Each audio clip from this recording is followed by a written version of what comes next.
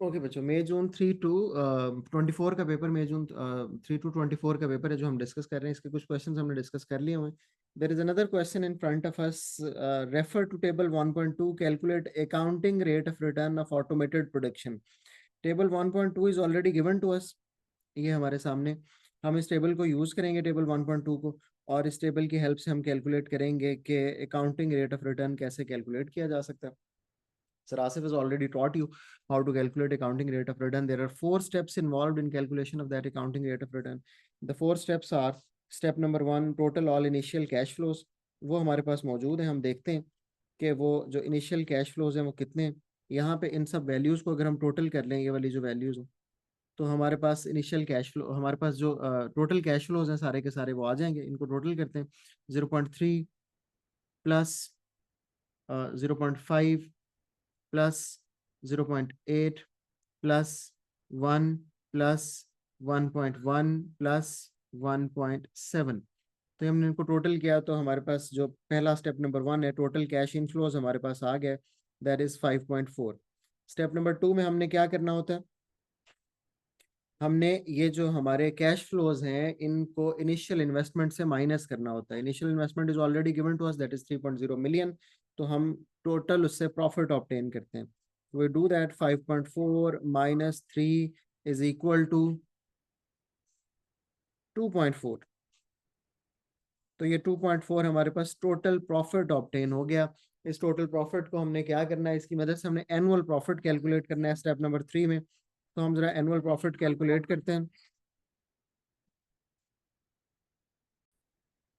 Step number 3 में हमें क्या करना होता है, एनुअल प्रॉफिट कैलकुलेट करना होता है। एनुअल प्रॉफिट में हम क्या करते हैं, टोटल प्रॉफिट को डिवाइड कर देते हैं by the number of years जितने में हमने ऑब्टेन किया होता है। हम ये देखेंगे कि 6 ईयर्स हैं हमारे पास, तो हम क्या करेंगे, 2.4 डिवाइडेड बाई 6, तो हमारे पास एनुअल प्रॉफिट जो है वो कैलकुलेट हो जाएगा। ये हमने किया तो हमारे पास एनुअल प्रॉफिट आ गया 0.4 मिलियन। अच्छा, मैं आपको बार बार कहता रहता हूँ, एग्जामिनर इन चारों स्टेप्स में से किसी भी स्टेप से आपसे कैलकुलेट करवा सकता है। जैसे कि पिछले कुछ सालों में I have seen the trend के एग्जामिनर ने क्या किया कि एनुअल प्रॉफिट आपको दे दिया, टोटल प्रॉफिट आपको दे दिया, on the basis of that the examiner has asked कि वो कैलकुलेट करें बाकी सब चीजें। तो ये आपके जहन में रहने चाहिए चारों steps. What we do in this step number 4, हम क्या करते हैं, we divide annual profit with the average investment. अब average investment, as already told you, average investment is not given, तो we need to calculate the average investment too. अब यहाँ पे residual value हमारे पास है, एंड एवरेज इन्वेस्टमेंट का formula हमने आपको बता रखा है। एवरेज इन्वेस्टमेंट हम कैलकुलेट करते हैं by the formula, that is initial investment plus residual value divided by 2। अब ये देखें, इनिशियल इन्वेस्टमेंट हमारे पास 3 है, plus residual value already given है हमें यहाँ पे, देखो, including residual value of 0.5। 3 plus 0.5 divided by 2, 3 plus 0.5 divided by 2, तो हमारे पास ये आ गई 1.75। ओके जी, अब हम इसको इस फार्मूला में पुट करेंगे जो स्टेप नंबर 4 का। हमारे पास एनुअल प्रॉफिट आ गया हुआ है, that is 0.4 divided by 1.75 times 100। 0.4 divided by 1.75 times 100, तो ये हमारे पास 22.85% ऑब्टेन हो गया ARR।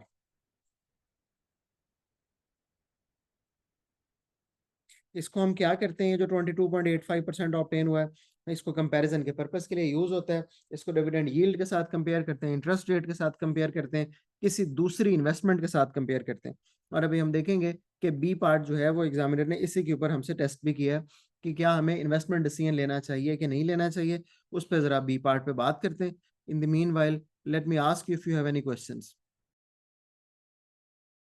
अच्छा जी बच्चों, जैसा कि ऑलरेडी मैंने आप लोगों को बता रखा है कि हमने करना ये होता है कि हमने क्वेश्चन पहले पढ़ लेना होता है और फिर will move to the case study के, वहाँ पे उसका जो रेलेवेंट मटेरियल है वो, ताकि हमें आसानी से हम उसको कंपैरिजन के पर्पस के लिए यूज कर सकें। तो if you look at the question, will identify the examiner is asked evaluate whether SF should invest in automated production line or not। The purpose of asking us के calculate करें ARR, वो हमने कर लिया। उसके बाद अब वो पर्पज यही था कि हम कमेंट कर सकें कि इस ARR दैट इज 22.8% हम इसको, इस इन्वेस्टमेंट को करना चाहिए कि नहीं करना चाहिए। अच्छा, पेपर में दो तरह की सिचुएशंस आपके सामने होंगी, या तो कोई और किसी प्रोजेक्ट का ARR गिवन होगा, इसी प्रोजेक्ट की गिवन होगी, आपको pay back period, interest rate given होगा, dividend yield ratio compare given होगी। बिकॉज विदाउट कंपैरिजन तो ये आउट ऑफ क्वेश्चन है कि आपसे पूछा जाए कि क्या चीज आप, क्या इस पे इन्वेस्टमेंट करना चाहिए कि नहीं करना चाहिए। अच्छा, यहाँ पे एग्जामिनर समथिंग गुड, उसने कुछ अच्छा हमारे साथ कर दिया। If you look at this case study, तो उसने हमें बताया with the increasing sales saucy ice cream, tofu and other soya products, capacity utilisation, यहाँ पे देखें, मैं आपके सामने पढ़ रहा हूँ, capacity utilisation is a problem and it's above 90%, यहाँ तक पहुंच चुकी है, that is almost full capacity, 95% पे पहुंचेगा तो उससे ज्यादा क्या प्रोडक्शन करेगा। The factory already operates 3 shifts a day to fulfil the demand, इसका मतलब है कि लेबर पे प्रेशर भी बहुत ज्यादा है। SF managing director is considering whether to expand the factory to meet the forecast, इस एक्सपेंशन के लिए उसने आपको ये दिया है कि एक्सपेंशन करना है कि नहीं करना। उस एक्सपेंशन के मुतालिक उसने हमें एक इन्फॉर्मेशन भी दी है, और वो इन्फॉर्मेशन ये है कि Table 1.2 provides the detail of investment appraisal for automated production. As such, sets a minimum ARR investment of 20%. उसने जो कम से कम इन्वेस्टमेंट हमारे लिए, उसने कहा जी अगर अकाउंटिंग रेट ऑफ रिटर्न 20% है तो कर लें, वरना जाहिर है उसके पास कोई अदर ऑप्शंस होगी। तो यहाँ पे भी हमने जो कैलकुलेट किया बच्चों, आपने देखा कि दैट इज ऑलरेडी 22.85%, जो कि काफी गुड है, इससे तो ज्यादा है। लेकिन अब इस परस्पेक्टिव में हम क्वेश्चन को सॉल्व करने की कोशिश करते हैं। हमारे पास ये 12 नंबर का सवाल है, एंड 12 मार्क्स की जो मार्क्स स्कीम हमारे पास होती है दैट इज ऑलरेडी, मैं इसको थोड़ा बड़ा कर लूँ, बहुत ही छोटा लिखा जा रहा है। 12 मार्क्स की जो मार्क्स स्कीम है वो ऑलरेडी हमारे पास क्या होती है, 2 for knowledge, 2 for application, 2 for analysis and 6 marks for the evaluation. तो हमारा जो फोकस होता है इस क्वेश्चन में वो सारे का सारा ऑन द इवेल्युएशन मार्क्स होता है, और हम उन्हीं को ऑब्टेन करने की कोशिश करते हैं। जाहिर है इसका मतलब नहीं कि हम एनालिसिस नहीं करेंगे, एनालिसिस के बगैर कौन सी इवेल्युएशन होती है, लेकिन फोकस ज्यादा जो है वो हमारा बिल्कुल इवेल्युएशन के ऊपर होता है। अच्छा जी, नॉलेज में एग्जामिनर की हमसे क्या एक्सपेक्टेशन है कि नॉलेज में हमें क्या प्रोड्यूस करना चाहिए। वो चाहता है कि हमें नॉलेज में ARR का बताओ, हम अकाउंटिंग रेट ऑफ रिटर्न को डिफाइन कर सकें। एक ही नंबर मिलता है डेफिनेशन का, बारहा मैं बता चुका हूँ, 2 नंबर नहीं मिलते। Rest of the 1 mark we score by producing more knowledge in rest of the answer. तो हमें ARR का बताओ, पे बैक का बताओ। ये पे बैक का एग्जामिनर हमसे क्यों पूछ रहा है, मेरे प्यारे बच्चों, you need to remember that कि यहाँ से आप आसानी से पे बैक कैलकुलेट कर सकते हैं। अगर क्वेश्चन के ए पार्ट में उसने आपसे नहीं भी पूछा, तो बी पार्ट में इसको सॉल्व करने के लिए आप पे बैक कैलकुलेट कर सकते हैं, और उसकी बेसिस पे अपना आंसर ज्यादा अच्छा डेवलप कर सकते हैं। तो I suggest you to calculate the pay back, और फिर आप वो भी उसको अपने आंसर के अंदर यूज करें। इसके अलावा एक और नॉलेज हमें यूज करना चाहिए, that is availability of finance, और सोर्सेज ऑफ फाइनेंस भी सारे के सारे हमें कैलकुलेट करने चाहिए। मैं ये कह रहा था कि अवेलेबिलिटी ऑफ फाइनेंस के बारे में भी, और फाइनेंस के जितने भी जो रिसोर्सेज होते हैं लॉन्ग टर्म और शॉर्ट टर्म, उसको भी आपको अपने नॉलेज के अंदर यूज करना पड़ेगा। ये बहुत ही जरूरी है। उस फाइनेंशियल रिसोर्सेज को आप इस्तेमाल किए बगैर इस क्वेश्चन को बहुत अच्छी तरह अटेम्प्ट नहीं कर सकेंगे। और दूसरी जो मेरी तरफ से हिंट है, वो आप लोगों ने याद रखना है कि you always and always need to remember कि जब भी कभी नई इन्वेस्टमेंट का क्वेश्चन आए, तो वो अवेलेबिलिटी ऑफ फाइनेंस और फाइनेंशियल रिसोर्सेज के बगैर उसको सॉल्व नहीं किया जा सकता। तो ये एक सवाल तो आपको आएगा, 2 सवाल हैं जो पेट किस्म के हमसे टेस्ट होते हैं, एक मार्केटिंग प्लान का और एक ये फाइनेंस का, लाजमी तौर पे कि नया कोई प्रोजेक्ट होता है, वो उसकी बेस पे आपसे कुछ ना कुछ कैलकुलेशंस करवाता है, और वो जो कैलकुलेशंस हैं फिर वो पूछता है कि इन्वेस्टमेंट करनी है कि नहीं करनी। तो अब आपको ये जहन में रखना है। अच्छा जी, ये तो नॉलेज के पॉइंट्स हैं जो हम स्कोर करेंगे। एप्लीकेशन के लिए जो हिंट मैं आपको देता रहता हूँ वो ये है कि आप जब अपने आंसर्स में यूज करें, जैसे कि यहाँ पे भी हम अपना आंसर लिख रहे हैं, तो बजाय इसके कि आप यूज करें लफ्ज के जी वर्कर्स, या आप यूज करें लफ्ज के जी लेबर, या आप यूज करें लफ्ज एम्प्लॉयज, तो उसके बजाय आप यूज करें फार्मर्स, क्योंकि ये फार्म का बिजनेस था। ठीक है, आप बजाय इसके कि यूज करें इन्वेस्टमेंट का लफ्ज, तो आप लिखें कि investment on automated production line.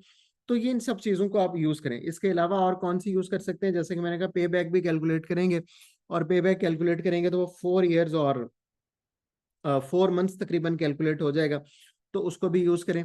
ठीक है, जो AR आपके ARR इज हाई, वो लिखने की बजाय यहाँ पे लिखें कि ARR इज अबव 20%। ठीक है, कैपेसिटी यूटिलाइजेशन के बारे में उसने ऑलरेडी हमें बताया कि 90% हो चुकी है। उस 90%, ये मत लिखें कि capacity utilisation is already greater, ये लिखें कि 90% हो चुकी है। तो इसी से आपको एप्लीकेशन के मार्क्स मिलेंगे। एप्लीकेशन करना कोई रॉकेट साइंस नहीं है, ऐसी कोई चीज नहीं है। आप इन्हीं इन्हीं चीजों को यूज करते हैं और आप एप्लीकेशन के मार्क्स स्कोर कर लेते हैं। अच्छा जी, एनालिसिस के 2 नंबर है, एटलीस्ट 2 एनालिसिस आपको करने चाहिए। मैं बार बार कहता रहता हूँ, कुछ बच्चे हैं जो एक एनालिसिस करते हैं और उसके 6 चेन्स बना देते हैं, दैट काइंड ऑफ उसमें से आपको मार्क्स मिल जाते हैं। लेकिन मेरी तरफ से हमेशा रिकमेंडेशन होती है कि आप एटलीस्ट दो एनालिसिस लाजमी तौर पे करें।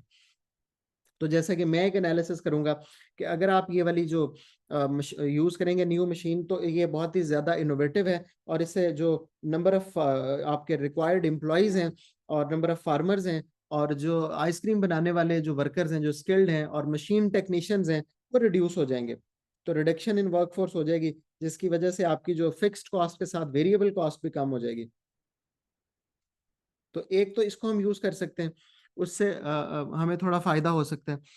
और दूसरा, हम फॉर एग्जांपल कैपेसिटी वाला पॉइंट भी रेज कर सकते हैं कि वो ऑलरेडी बहुत 90% हुई हुई है और उसके लिए बहुत ज़रूरी है कि आप मशीन इंस्टॉल कर लें। तीसरा ये कि हम ये भी यूज़ कर सकते हैं कि हमारा ARR बहुत अच्छा है, हमारी हमारी जो एक्सपेक्टेशन लेवल है उससे भी बहुत ज़्यादा है। तो उसको भी हम यूज कर सकते हैं कि वो भी लॉन्ग टर्म बेनिफिट हमें देने वाला है बहुत ज्यादा। तो इसकी बेस पे हम एनालिसिस कर सकते हैं। इवेल्युएशन सबसे ज्यादा इंपॉर्टेंट है, जो कि 6 मार्क्स की है। एक तो पहली बात आप याद रखें कि evaluation with in the answer होनी चाहिए। ज्यादा आपको जो भी एनालिसिस आप लिखें उसके साथ ही इवेल्युएशन आपको करनी चाहिए। जैसा कि आपने लिखा कि रिडक्शन इन वर्कफोर्स, उसके साथ आपको इवेल्युएटिव पॉइंट ये लिखना चाहिए कि डिपेंड्स ऑन, कि गवर्नमेंट की इसके बारे में जो फीडबैक होगी वो क्या होगी। गवर्नमेंट लॉज के ऊपर डिपेंडेंट है, जरूरी नहीं है कि वो आपको वर्कफोर्स रिड्यूस करने दें, ये हमने HR के चैप्टर में पढ़ भी रखा है। इसके साथ अगर आप कैपेसिटी का पॉइंट रेज करें तो आप ये लिखें कि कैपेसिटी तो इंक्रीज हो सकती है, लेकिन ये इंक्रीजिंग डिमांड पे बहुत ज़्यादा डिपेंडेंट है। और वो जो डिमांड है वो डिपेंडेंट है कि क्या वो कंसिस्टेंट है, क्या वो सीजनल है, क्योंकि अभी हमने ऊपर एक सवाल भी किया था। और इस बिजनेस की सारी सील से सीजनल है। फॉर एग्जांपल अगर ये Q1 को देखें, किसी भी Q1 को, तो इसको पता चलेगा कि बहुत ही लो सेल्स है। तो इसको हम यूज कर सकते हैं अपनी इवेल्युएशन के अंदर लिखते हुए। ठीक है, और लेकिन फाइनल इवेल्युएशन जिसको हम कंक्लूजन कहते हैं, उसमें भी आप एक अपनी तरफ से पहले तो ओपिनियन दे दें कि मेरा ख्याल है कि इसको ये प्लांट लाजमी तौर पे इंस्टॉल करना चाहिए बिकॉज ऑफ इंक्रीजिंग डिमांड और because of the high capacity utilisation. अगर ये नहीं करेगा तो इसको प्रॉब्लम्स हो सकते हैं। लेकिन इसके साथ साथ आप क्या करें कि आर्गुमेंट्स भी दें, काउंटर आर्गुमेंट्स भी यहाँ पे जनरेट करें और क्वेश्चन करें एग्जामिनर को बहुत ज्यादा कि जी कितना टाइम लगेगा इसको इस प्लांट को इम्प्लीमेंट होते हुए। क्योंकि अगर ये, और साथ ही उसको डेवलप भी करें कि अगर बहुत ज्यादा टाइम लग जाएगा तो शायद ये बहुत फिजिबल नहीं है। क्योंकि अगेन सीजनल डिमांड की तरफ वापस है कि Q3 में सडनली सेल्स इंक्रीज हो जाएगी और अगर आप 3 महीने में भी इसको ना कर सके तो फिर ये शायद बहुत कोई फिजिबल ऑप्शन आपके लिए नहीं होगी। और इसी तरह ये भी देखें कि इम्पैक्ट ऑन क्वालिटी क्या आएगा। ये बहुत ही क्वालिटेटिव चीज़ें बनाता है और आइसक्रीम्स और वो जो सब चीज़ें हैं कंज्यूमर बहुत पसंद भी करते हैं और हाई प्राइस पे भी बेचता है। क्या ये उस क्वालिटी की कंसिस्टेंसी को विद न्यू प्लांट बरकरार रख पाएगा। और फिर ये एक इम्पॉर्टेंट इवेल्युएशन ये होगी कि 6 ईयर्स का डेटा है हमारे पास, कितनी एक्यूरेसी इसमें हो सकती है। आफ्टर 6 ईयर्स क्या वाकई में इतना कैश फ्लो जनरेट हो रहा होगा जितना इसने लिखा है, क्या वाकई में जो रेजिडुअल वैल्यू है वो इतनी रह रही होगी जितनी इसने जनरेट की है। तो ये, और मैं आपको हमेशा क्लास में बताता रहता हूँ कि एटलीस्ट 3 काउंटर आर्गुमेंट्स आपको फाइनल इवेल्युएशन में, कंक्लूजन में डेवलप करने चाहिए। इस तरह आपकी इवेल्युएशन की तादाद 5 हो जाती है। एक वो 2 इवेल्युएशन आप एनालिसिस के साथ करते हैं और 3 काउंटर आर्गुमेंट आप एटलीस्ट यहाँ पे देते हैं। और फिर again give your final argument. अगर आपके पास टाइम हो, ना भी हो तो इसकी अगर बहुत ज्यादा जरूरत हमारे पास नहीं भी होती, लेकिन अगर आपके पास टाइम हो तो फिर कहेंगे on the basis of above analysis I believe कि इसको ये कर लेना चाहिए या इसको ये नहीं करना चाहिए। तो ये एक मस्ट कम टाइप क्वेश्चन है। कोई ना कोई कैलकुलेशन पेपर में आपको टेस्ट होती है लाजमी तौर पे, और एक नहीं होती, 2 होती हैं, आपको अच्छी तरह पता है। और on the basis of that calculation हमसे एक्सपेक्ट किया जाता है कि हम उसको बहुत अच्छे तरीके से आंसर करें और उसके ऊपर डेवलपमेंट करें। याद रखें, एक वो खाली टेबल को यूज नहीं करें आप अपनी आंसर्स को डेवलप करते वक्त, पूरी केस स्टडी को इस्तेमाल करें, अदर टेबल जो गिवन है, अदर फाइनेंशियल इंफॉर्मेशन जो गिवन है, सबको यूज करें। तो तब आप एक अच्छा 12 नंबर का सवाल अटेम्प्ट कर सकते हैं।